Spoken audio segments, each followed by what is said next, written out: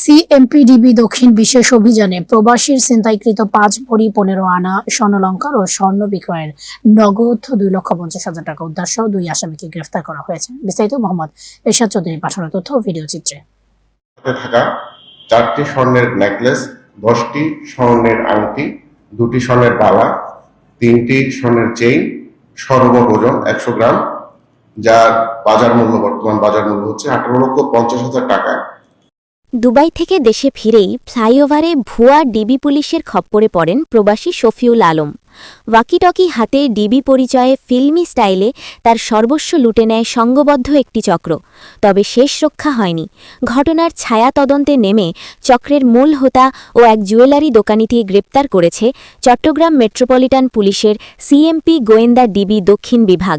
এই সময় উদ্ধার করা হয়েছে প্রায় ৬ ভরি লুণ্ঠিত স্বর্ণালংকার ও বিক্রির ২.৫ লাখ টাকা।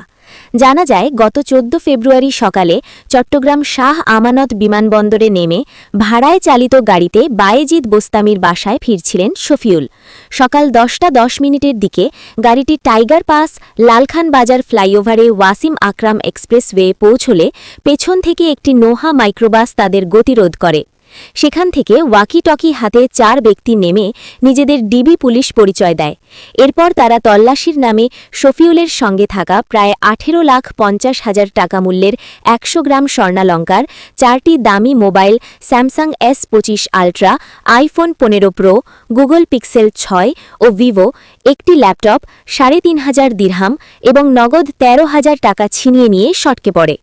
এ ঘটনায় গত ১৯ ফেব্রুয়ারি ভুক্তভোগী খুলশী থানায় মামলা দায়ের করলে থানা পুলিশের পাশাপাশি ছায়া তদন্ত শুরু করে সিএমপি ডিবি দক্ষিণ। তদন্তের এক পর্যায়ে ডিবি পরিদর্শক মোহাম্মদ সাজ্জাদ হোসেনের নেতৃত্বে একটি দল গোপন সংবাদের ভিত্তিতে ১৯ ফেব্রুয়ারি বেলা ১৫:১২টার দিকে কাজির দেউরি এলাকা থেকে চক্রের মূল হোতা মোহাম্মদ সোহেল ওরফে সোহেল রানাকে গ্রেপ্তার করে। রাউজান উপজেলার নদিমপুর এলাকার বাসিন্দা সোহেলের বিরুদ্ধে এর আগেও ৩টি ছিনতাইয়ের মামলা রয়েছে।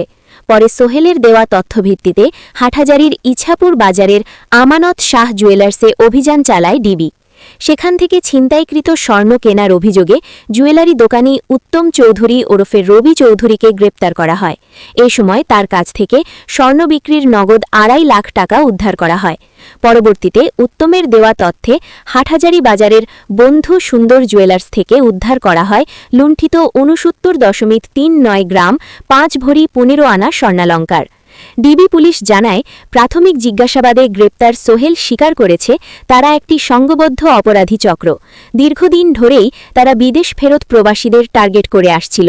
সুযোগ বুঝে ডিবি পরিচয়ে মূল্যবান জিনিসপত্র লুটে নিয়ে গ্রেপ্তার উত্তমের মাধ্যমে তা বাজারে বিক্রি করে দিত তারা। এই চক্রের পলাতক অন্য আসামিদের গ্রেপ্তারে পুলিশের অভিযান অব্যাহত রয়েছে।